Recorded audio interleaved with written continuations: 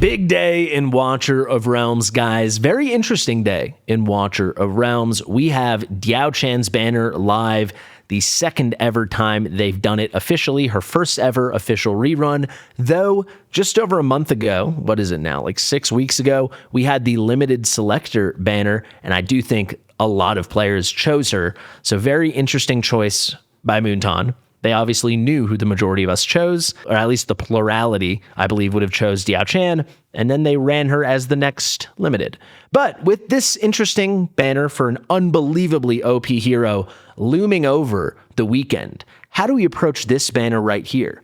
Right? We have the special divine summoning and the special invocation of spirits, the 20x rate up banner for Aerys, one of the stronger melee units for AoE damage in the entire game. Way too many people are sleeping on this guy. He hits like a goddamn truck. Also, he was recently buffed. His cost is lower, and his A1, which was already good, is even better. There's some really good stuff going on here.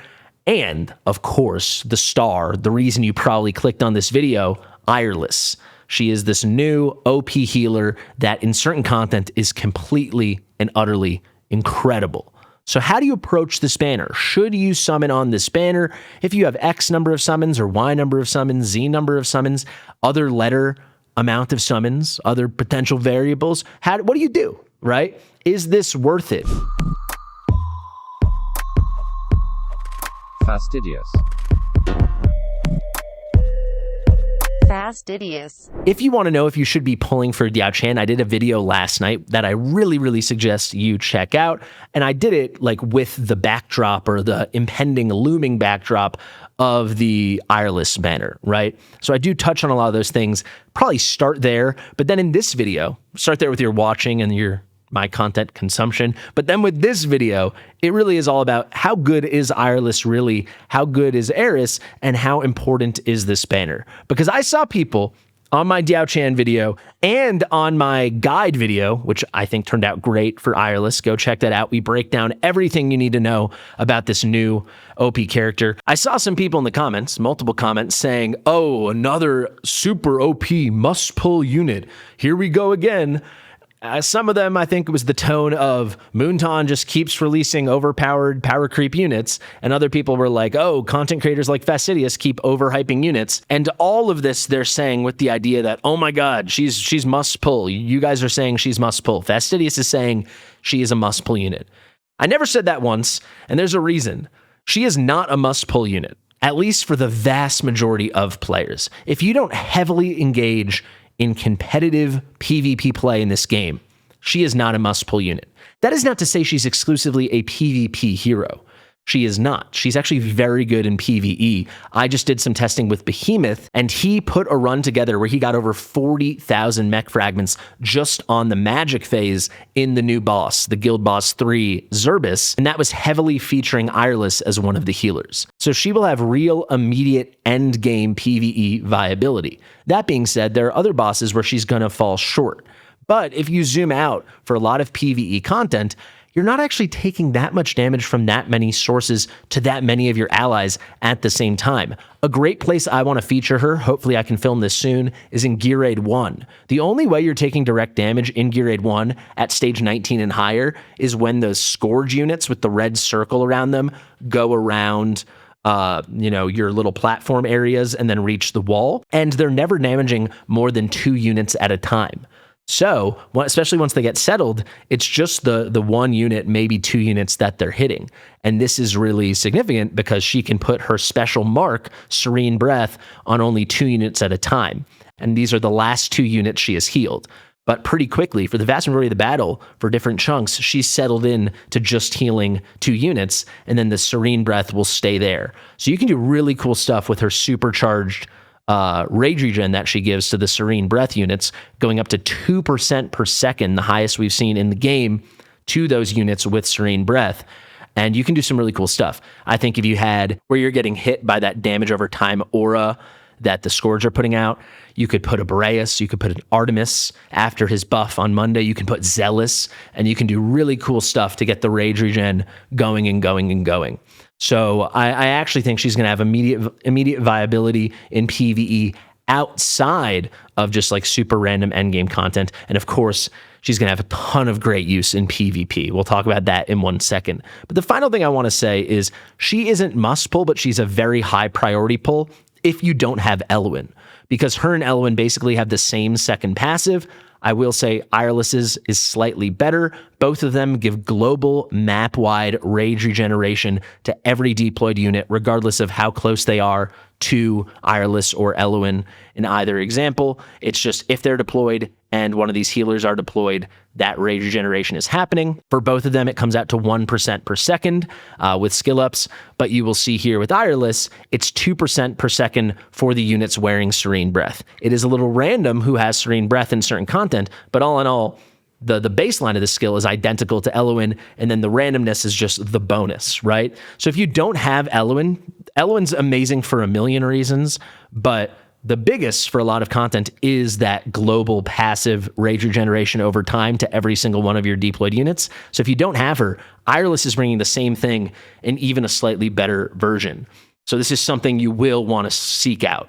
So is it must pull? If you're in that situation, you don't have either of them, kind of, but also you could just hold out for the next Elowyn banner, especially if you're hyper-focused on PvE progression. But I would say to a player like that, it's borderline must pull. And then if you're heavily invested in PvP, I said I'd come back to that, I do think she's must pull. But when I say heavily invested, I mean you are looking not just Overlord, but eyeing potential new Apex metas. We'll have to see how those develop. And most importantly, you are heavily interested in and competitive within the Guild Wars space. You're really into GVG. Because in GVG, it depends how they go to attack you, and this might change how people attack you with their demon soldiers, but on a defense, especially if you arrange things properly, you can really control who's taking damage, and for a lot of situations, you'll only have 1 or 2 units taking damage at a time. This means that Eirlys will only be healing 1 or 2 units at a time, which means you know exactly who will have Serene Breath.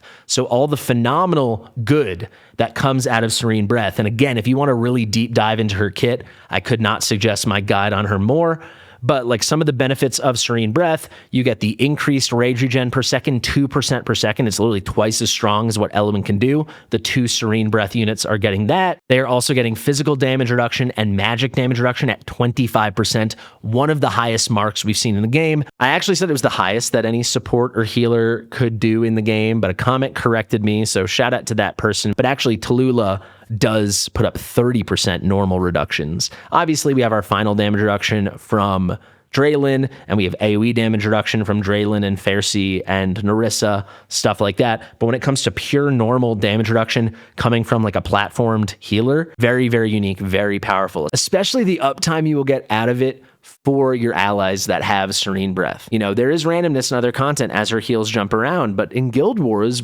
I think with certain defenses, you'll be able to make it that you know who has the Serene Breath, you know that your tank and maybe some kind of DPS behind it or to the side of it are getting Serene Breath, they're getting the damage reduction, they're getting the improved rage regen, all that good stuff. If she triggers her very clutch death save, they're also going to get that damage immunity for 5 seconds at full skill ups. So many good things. And then you also get improved stuff and scaling with her awakenings, which I do not recommend for any normal player. I will say, if you're very into GVG specifically, I think her A1 and undoubtedly her A3 are going to be very powerful in GVG. Her A3 could also see a lot of play, I think, in extremely high-level arena. But you kind of get the picture. If you don't have Elowyn, she's an unbelievably desirable unit. If you do, she's still going to have a lot of cool use, but mostly going to be oriented towards PvP, not exclusively, but mostly. So with all that known, you know the kind of player you are, you know the roster you have, that is how you make the evaluation. So is she a very good unit to pull for? Absolutely. Is she must pull? No. She's not Neza, right? She's not, that's our most recent normal unit that broke the game in half. She's not even Nerissa. She's amazing. She really is. And in certain content, she's really going to be the best. I do believe that. But that doesn't make her must pull for the average account, because I do not think she is. She's tremendously good. She's not must pull. So do not get that twisted. Now, this video's gone a little longer than I wanted. Let's spend 1 second, 2 seconds. Give me a minute on Aerys. Aerys hits so hard, it's insane. And so many people are acting like he's mid. He's not mid. He is the single hardest hitting AoE magic DPS fighter in the game. He's the single highest hitting melee AoE DPS not named Valara in the game. I mean, his AoE magic DPS is off the freaking charts. He hits so hard. He just got buffed. He's an esotericist, so he can ult a lot. His ult is 700 cost with an esotericist lord. That's going to be 15% less with an epic and 25% less with a legendary. Sorry, I'm slowing down as I try to do some math in my head. So if we do math, right, 25% of 700 is going to be 25 times 7. That's what we'd subtract. I'm going to leave this in because I'm dying right now with the math. I think that's 175. So yeah, I believe he would be doing his ult costs would go down to 525. Does that sound right? If you have a legendary esotericist lord. If that's not exactly right, it's extremely close. But we're going to say 525. You can see his 500 initial cost. It's nuts. He's ulting all the time. He hits so hard during his ult. He's getting his golden trammel out all the time. This is a slow, a very unique slow. He can hit air units when he's ulting, which is just amazing. Everything he has is multi-target in AoE. He melts stuff. He is so freaking good. And he has very nice awakenings as well. He has damage reduction now. He has the cheaper costs. They lowered his base cost to 22. And if you get him A1, you get the extended range, you get the damage reduction, and his cost goes down to 20. He's kind of a home run unit. I know he's less sexy because what he's doing is a little less unique, though I will say crowd control, anti-air, big ass damage, two really good factions. That's a really good spot to be in. But I get it. Like Nazah just came out. We have a lot of good AoE units. But when it does come to AoE magic DPS, if you don't have Valara, he's kind of a one of one for DPS. And in general, I would say him and Magda are the two best in the game. So I think he's just someone a lot of people should be happy about. I don't think you should be going crazy on this banner, especially with how many new insane units are coming for Aerys. But you should be happy if you're going for Eirlys, that, oh my God, Aerys is also there. So where does Aerys shine? He is the single best unit, if you have him A1, in the entire game for the top row in Gear Dungeon 1. It's not close. He is the best by a lot.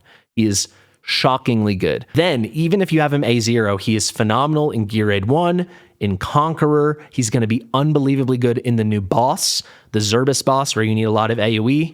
There's so many things. He's amazing in faction trials. You can use him in GVG defense, especially at lower levels. He's even good in arena for AoE. There's a lot of stuff you can do with Aerys, so he's a really good unit. All in all, this isn't like a top 10 banner all time, as I said the Narissa Vorn was for normal banners, but it's a very highly rated banner. It's one of the best banners in the 2+ years we've had Watcher of Realms out globally. So this is a really good pairing. And like I said, Eirlys is going to at least be a goddess in niche capacities. And as we get more and more content and we figure out new things, she could be a lot better than that. So this is a really good banner. Is it a must-pull banner? In my opinion, for most players, 80-90% of players, no. But is it an extremely good banner that you should go for if you can? Absolutely. So there you go. If you have any more questions, let me know in the comment section below. Thank you so much for watching. I've been Fastidious. Thank you to Mitchell for editing this video on his birthday. What an awesome guy. Very lucky to have Mitchell in my life. Happy birthday, Mitch. And thank you guys. Share with your mother, and I'll see you real soon. Bye-bye.